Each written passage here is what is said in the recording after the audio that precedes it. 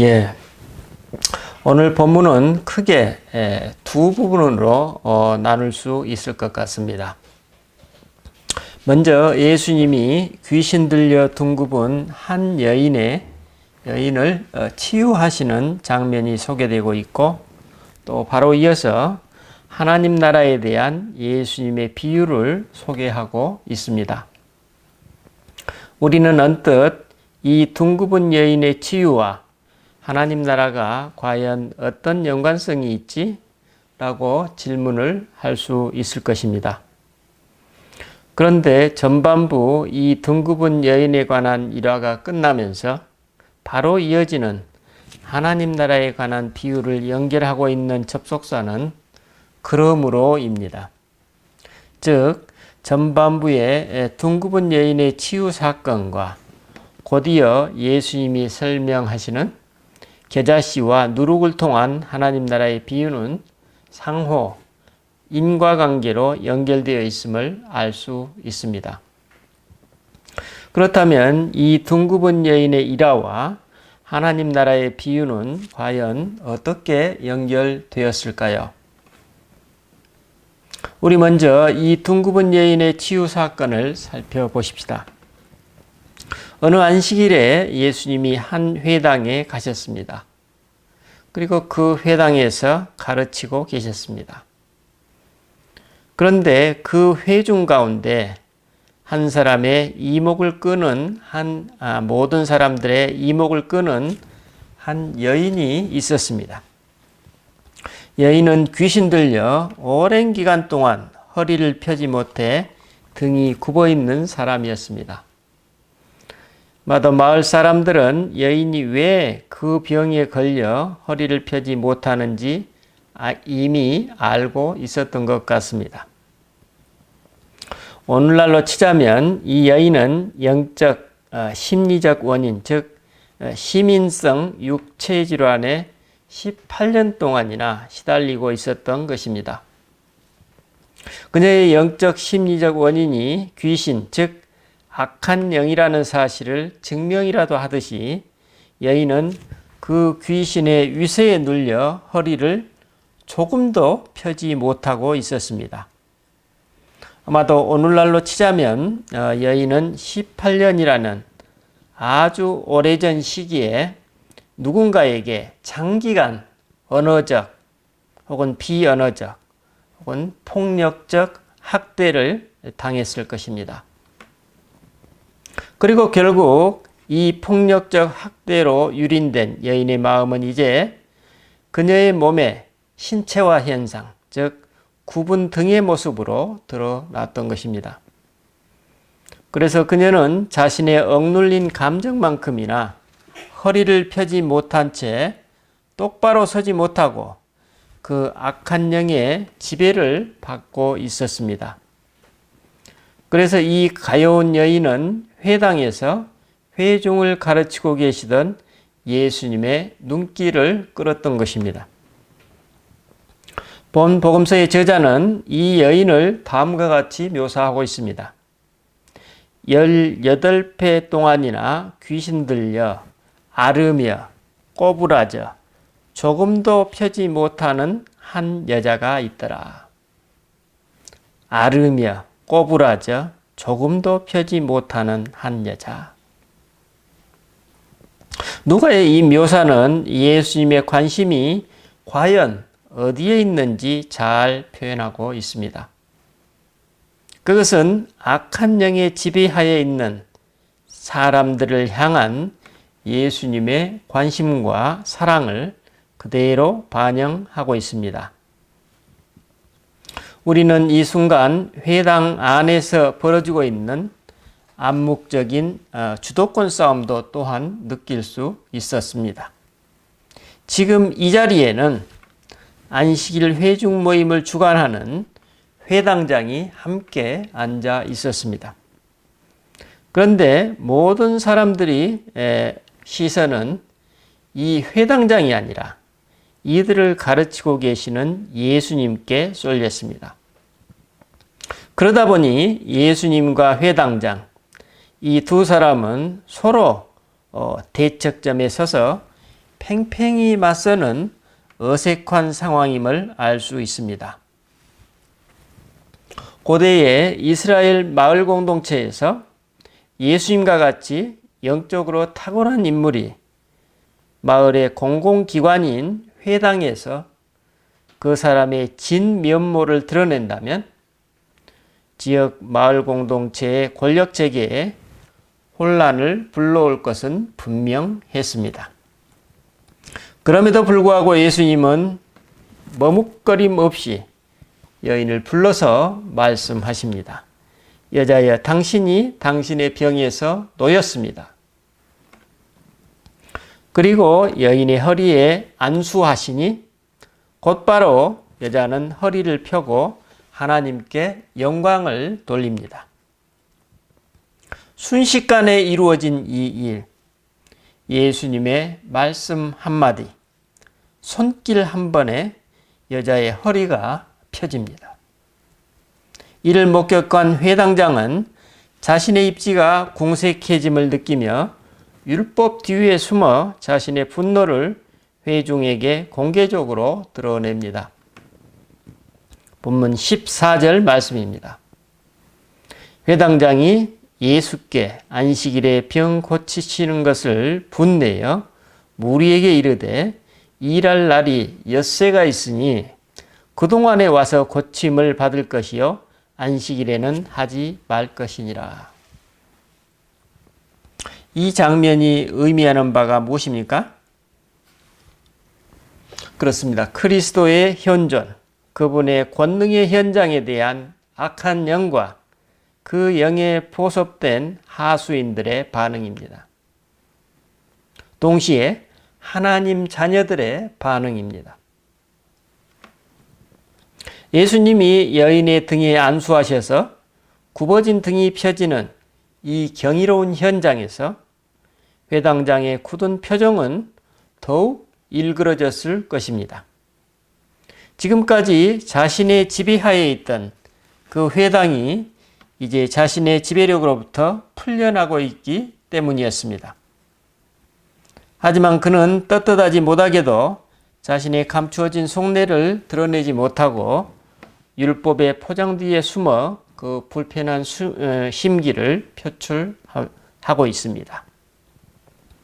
자신의 꼬리가 잡히려 할 때 율법 뒤에 숨어 온갖 변명과 기만을 일삼는 악한 영의 전형적인 수법입니다. 사실 그 시간 사탄의 메인바된 당사자는 회당장과 그 일파였던 것입니다. 그래서 예수님은 여인을 풀어줌으로써 그 회당장 일파의 주장이 얼마나 허무맹랑한 것인지 드러내신 것입니다. 하지만 그들의 어두운 눈은 만천하에 드러나는 그리스도의 현존과 사탄의 메인바된 자신들의 실제 리얼리티에 눈멀어 있었습니다. 말 그대로 당시 얼마나 깊은 어둠의 세상이었는지를 증언하고 있는 이 누가의 메시지를 오늘 우리가 알 수 있습니다. 우리는 이 장면을 통해 악한 영이 우리의 일상에서 어떻게 우리를 조종하고 조작하는지 알 수 있습니다. 또 회당장의 이 모습은 그가 평소에 얼마나 하나님 부재의 삶을 살고 있는지, 그가 얼마나 악한 영의 속임수에 잘 놀아나고 그들과 한패를 이루고 있는지 보여주고 있습니다. 이 회당장 안에 암약하고 있는 그 악한 영을 꿰뚫어 보고 계신 예수님이 답변하십니다. 본문 15절로 16절입니다. 외식하는 자들아, 너희가 각각 안식일에 자기의 소나 나귀를 외양간에서 풀어내어 이끌고 나가서 풀을 먹이지 아니하느냐. 그러면 18회 동안 사탄의 메인바된 이 아브라함의 딸을 안식일에 이 매임에서 푸는 것이 합당하지 아니하냐. 이 말씀에 의미하는 바가 무엇입니까? 회당장 당신의 지금 주장은 이중자 때라는 예수님의 선언입니다. 당신들도 나와 똑같은 일을 하면서 그와 전혀 다를 바 없는 일, 아니 더 기묘하고 적절한 일을 하고 있는 나를 반대하는 것이요? 라고 되물으시며 이것이야말로 위선이 아니냐는 예수님의 반박입니다. 당신들은 짐승들에게 물을 먹이기 위해 안식일에도 기꺼이 그 매임에서 풀어주면서 하물며 사탄에게 묶여있는 이 여인 아브라함의 딸을 풀어주어야 하지 않겠느냐는 것입니다. 더구나 사탄의 매임에서 풀어주는 이 일에 안식일보다 더 좋은 날이 언제냐는 것입니다. 성도가 사탄의 매임에서 풀려나는 일이야말로 진정 안식일에 경험해야 될 본연의 일이라는 말씀입니다. 그래서 예수님은 회당장 당신의 말은 겉과 속이 다른 외식이라고 쏘아 붙이십니다. 좀 더 직설적으로 말하면 내가 하나님의 권능으로 여인을 사탄의 매임에서 풀어주니 지금 사탄의 하수인들이 길길이 날뛰고 있다는 예수님의 신랄한 비판입니다. 당신들은 도대체 누구 편이냐는 말씀입니다. 당신들은 지금 당신들이 하나님의 편인지 사탄의 편인지 알고나 있느냐는 말씀입니다. 하지만 예수님의 이 메시지를 알아듣고 받아들이는 사람은 없었습니다. 우리는 이 장면에서 언제 어느 곳에서 악한 영이 그 정체를 드러내는지 알 수 있습니다. 본문은 예수님이 그 여인에 대한 관심과 사랑을 보이시자 각 사람의 반응이 드러나고 있음을 일깨워주고 있습니다. 우리가 내 안의 영적 상태를 파악해 보려면 내가 악한 영의 영향을 받고 있는지 아니면 하나님의 영향을 받고 있는지 분별해 보려면 나와 이해관계가 대립되는 어떤 사람에게 하나님의 은혜와 사랑에 대한 나의 반응이 어떤지 살펴본다면 어떨까 합니다. 오늘 본문에 나오는 그들 중에도 특별히 예수님의 관심과 사랑을 거슬리게 보는 사람이 있었습니다.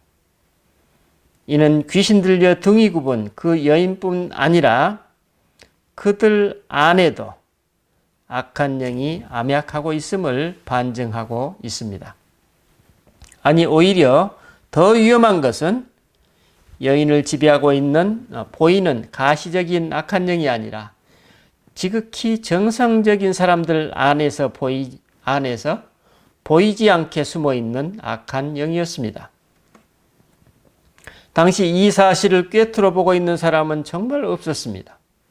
하지만 예수님은 그들 안에 악한 영을 아시고 그 영에게 질타하십니다. 외식하는 자들아. 외식하는 자들이라는 예수님의 이 용어는 늘상 우리를 속이고 진실을 조작하는 거짓의 영, 즉 악한 영을 대신하는 예수님의 용어입니다. 예수님이 악한 영에게 외식하는 자들이라고 그들의 정체를 밝히시자 대중들 앞에서 그 정체가 발각된 그들은 부끄러워서 다시 율법 뒤로 숨어버립니다. 악한 영은 자신들이 숨을 수 있을 때에는 조용히 자취를 감추지만 더 이상 숨을 곳이 없을 때에는 길길이 날뛰는 것을 알 수 있습니다. 복음서에서 예수님이 외식하는 자들이라고 호칭하셨던 이들이 누구인지 여러분은 모두 아실 것입니다. 그건 바로 이스라엘의 지도층이었습니다. 특별히 종교 지도자들이었습니다. 그래서 그들은 하나님 나라를 이 땅에 선포하신 그리스도를 신성모독죄로 처형해 버립니다. 그들은 자신도 모르게 사탄의 하수인들이 되어버린 것입니다. 오늘 우리 신앙인의 삶도 마찬가지입니다. 내가 만약 어느 순간 사탄의 편에 서게 되면 나는 사탄의 하수인이 될 수 있습니다. 내가 알면서도 진실을 외면하고 거짓의 편에 가담 묵인하거나 동조하면 실상 나도 외식하는 자, 사탄의 편에 되는 것입니다. 여기서 우리는 다시금 예수님의 말씀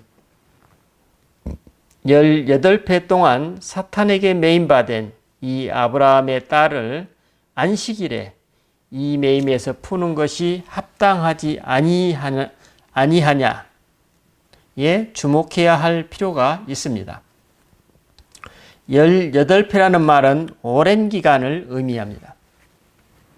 그리고 사탄에게 매임받은 이 아브라함의 딸이라는 말은 이스라엘 전체, 사탄에게 매여 있는 이스라엘 백성 전체, 아브라함의 후손들을 의미합니다. 그리고 안식일에 이 매임에서 푸는 것에서 안식일은 예수님 당신이 하나님의 현존을 이스라엘에 가져다 주는 그리스도이심을 드러내고 계십니다. 즉, 이 말씀은 그리스도로 오신 예수님 당신이 오랜 기간 동안 사탄에 묶여 있는 이스라엘을 해방시켜 하나님 나라로 이끄시는 그 사역이 지금 얼마나 합당하냐는 말씀입니다. 그러므로 예수님은 당신이 지금 이 가여운 여인에게 하고 계시는 이 사역을 시작점으로 이스라엘 전체에 지금 당신의 사역을 행하고 계신다는 메시지입니다. 한마디로 마치 예수님이 이 회당에서 사탄에 매임받은 이 여인을 고쳐주셨듯이 지금 이스라엘 전체가 사탄의 볼모로 잡혀 있는데 이제 당신들을 해방시켜 새로운 하나님 나라 백성으로 이끄시겠다는 말씀입니다. 사실 예수님은 지금 당신이 예루살렘에 올라가셔서 이 모든 일을 실현시킬 것을 가슴에 품고 이 말씀을 하고 계심을 알 수 있습니다. 바로 이런 맥락에서 예수님은 본문 후반부를 연결시키고 계십니다. 그래서 본문 18절에서 그러므로 라는 접속사는 매우 적절하게 보입니다. 18절로 19절 말씀입니다. 그러므로 예수께서 이르시되 하나님의 나라가 무엇과 같을까? 내가 무엇으로 비교할까? 마치 사람이 자기 채소밭에 갖다 심은 겨자씨 하나를 같으니 자라 나무가 되어 공중의 새들이 그 가지에 깃들였느니라. 예수님의 이 말씀은 하나님 나라는 아주 작은 씨앗 한 알과 같다는 것입니다. 즉 예수님의 하나님 나라 사역은 지금 이 여인이 경험하고 있는 사건처럼 마치 겨자씨 한 알과 같은 예수님 당신의 단기 필마의 사역으로 시작되어 그 씨앗이 자라나 하늘을 나는 온갖 새들이 모여 깃들일 만큼 커다란 나무로 자랄 것이라는 메시지입니다.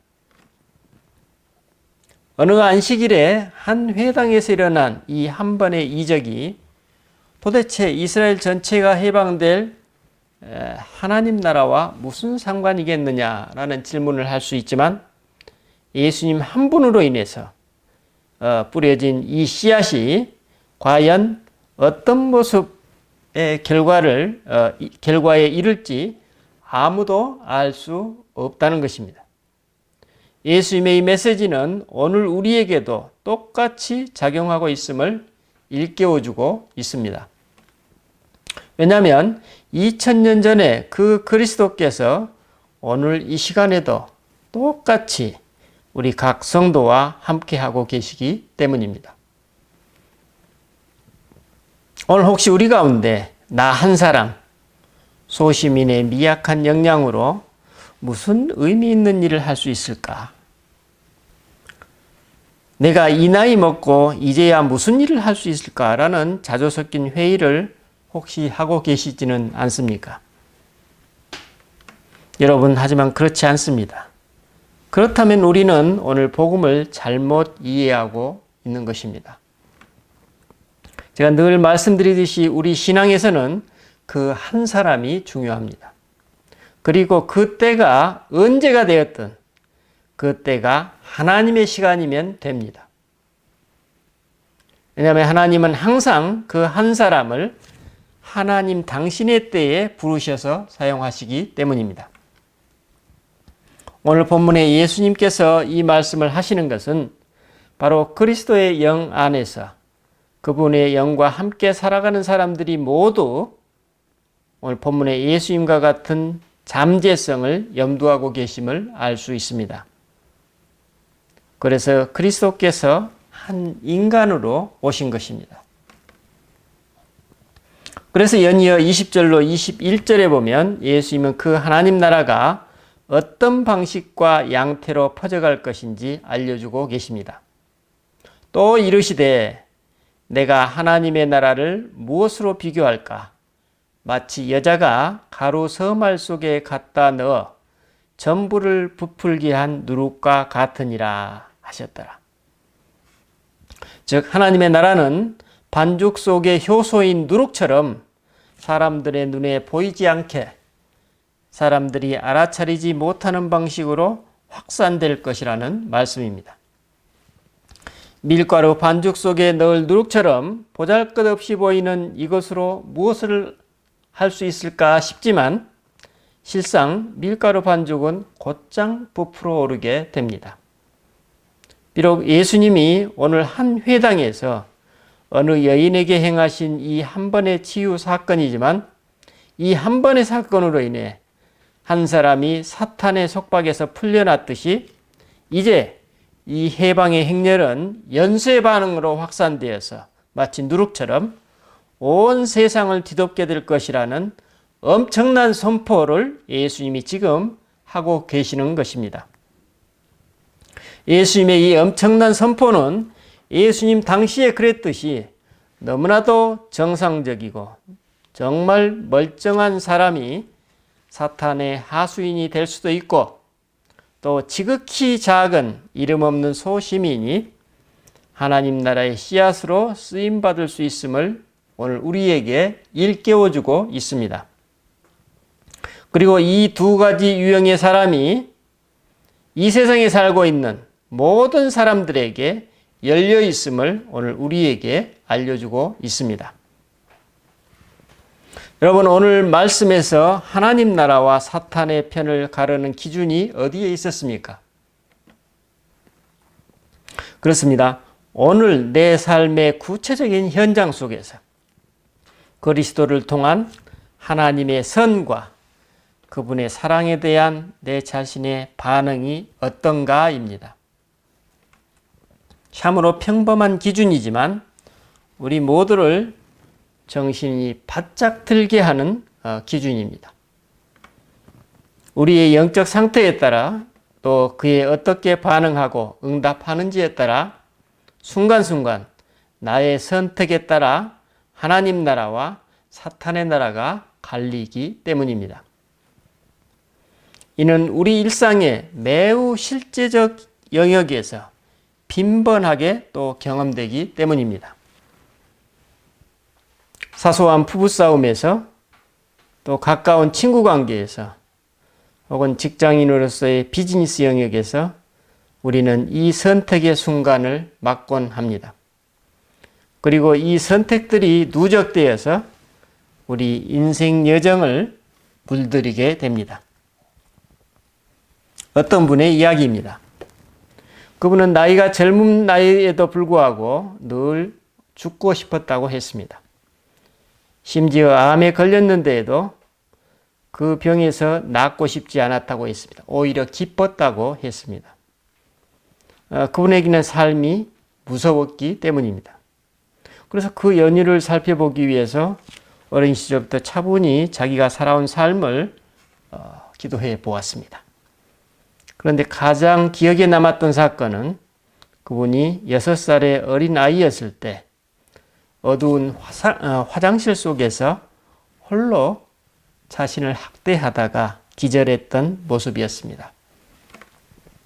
당시 그 어린아이는 부모님의 따뜻한 눈빛을 갈망했었는데 그 부모와 형제들은 이 막내 아이를 한심하게만 바라봤던 것입니다. 아이는 자신의 결핍감을 견디지 못해 부모에게 거짓말과 과장을 섞여서 말하기도 했지만 무관심은 여전했습니다. 하지만 그 아이는 부모님의 지친 모습에 그분들을 탓하지도 못했다고 합니다.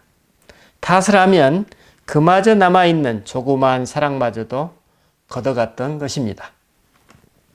그래서 어느 날 이 아이는 마지막 수단으로 결심합니다.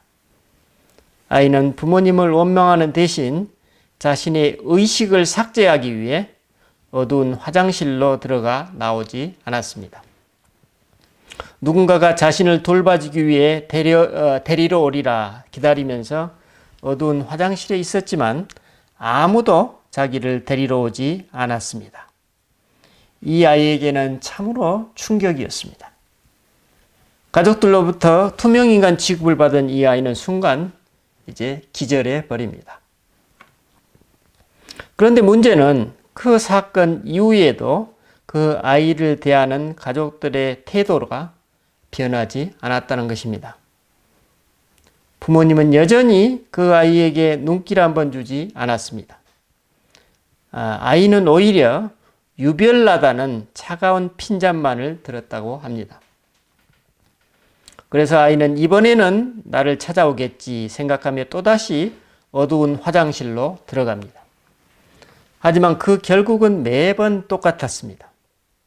그 아이는 여러 번 화장실에 들어갔지만 매번 화장실에 들어갈 때마다 자기 스스로 문을 열고 밖으로 걸어 나와야 했다고 했습니다. 여러분, 이런 경험을 한 아이의 자아상, 즉 자기 이미지는 어떠했을까요? 그건 너무나도 한심하고 나약한 나이입니다. 문제가 많은 나이입니다. 그래서 그 아이는 커서도 습관적으로 자신을 탓하게 되었다고 합니다. 이제 그 아이는 장성에서도 이 세상 그 누구도 나를 도와줄 수 없다는 생각, 나는 또 버려질 텐데 차라리 도움을 받지 말자라는 생각이 압도했습니다. 그래서 늘 그 어린 시절에 느꼈던 자기 의식을 삭제하고픈 유혹에 시달렸던 것입니다. 여러분, 이분의 삶에서 그 화장실이 왜 중요합니까? 그 화장실이 왜 그분의 기억 속에 남아 있었을까요? 그것은 그 화장실 안에 아이와 그 화장실 밖에 있는 가족들 모두가 일상의 평범한 삶에서 영분별에 실패한 장소이기 때문입니다. 그 아이는 그 어둠 속에 숨어 있으면서 누가 와주었으면 하는 자기 자신의 진실을 배반한 것입니다. 아이는 자신도 모르게 거짓의 영에 속고 있었던 것입니다. 그런데 그 이후의 삶이 있어서 반복되이 그 거짓의 영에 계속 속아 넘어갔으니 그는 그 거짓의 영의 지배를 받게 된 것입니다. 그리고 화장실 밖에 부모와 가족들은 아이의 마지막 남은 한 인간으로서의 자존심을 외면해 버립니다. 그러므로 그 어두운 화장실은 아이의 진실을 숨기는 장소요, 또 가족들에게는 조롱의 장소였던 것입니다. 그 화장실은 그 아이가 겪은 의식의 단절이라는 트라우마를 상징했습니다. 어린아이의 사소한 일상이 어떻게 악한 영에 의해 포섭되는지 우리가 알 수 있습니다. 이 트라우마가 그의 이후의 일생을 지배하고 있었음을 우리가 발견하게 됩니다. 아이의 이 첫 번째 경험이 반복 누적되어서 이제는 그 거짓의 영이 그의 온 존재와 삶을 송두리째 지배하고 있었던 것입니다. 오늘 본문에서 수년간 악한 영에 시달려 등을 조금도 펴지 못하는 여인을 무관심과 조롱으로 대했던 그 회당장 일파의 모습이 연상됩니다. 여러분, 이런 실제적 경험은 우리의 지극히 사소하고 평범한 일상에서부터 이제는 사회 혹은 나라의 공적 영역에 이르기까지 모든 영역에 해당됩니다. 그래서 그 하나님 나라는 다른 곳이 아니라 바로 겨자씨와 같이 작은 내 안에서부터 시작되고 있습니다.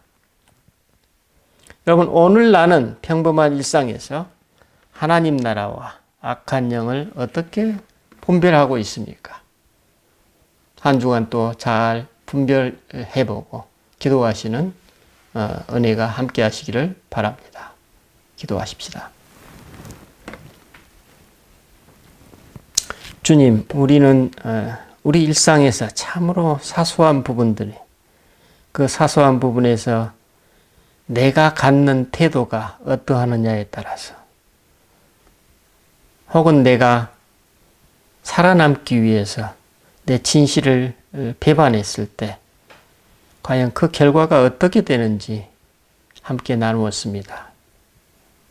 주님, 사소한 거짓의 영에 한번 넘어간 그것이 반복되고 누적되었을 때 한 사람의 생과 그의 삶이 어떻게 망쳐버리는지, 어떻게 악한 영의 소유로 넘어가는지 이 시간 밝히 깨닫게 됩니다.